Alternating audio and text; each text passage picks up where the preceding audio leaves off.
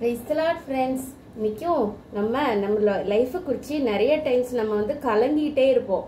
ஐயோ, நான் இந்த உலகத்துல சப்போர்ட் இல்லாம இருக்கிறோனப்போ எனக்கு யாருமே இல்லையோ, எனக்கு சகாயம் எங்கிருந்துமே வராதோ, நான் தனித்து விடப்பட்டிருக்கிறனோ அப்படிலாம் யோசிச்சுட்டு இருந்தோம்னா ஃப்ரெண்ட்ஸ், காட் நம்மளை பார்த்து என்ன சொல்றாங்க தெரியுமா? ஏசாயா 43:1, இப்போதும் யாக்கோபே, உன்னை சிருஷ்டித்தவரும் இஸ்ரவேலே, உன்னை உருவாக்கினவருமாகிய கர்த்தர் சொல்லுகிறதாவது, பயப்படாதே, உன்னை மீட்டு கொண்டேன், உன்னை பேர் சொல்லி அழைத்தேன், நீ என்னுடையவன்.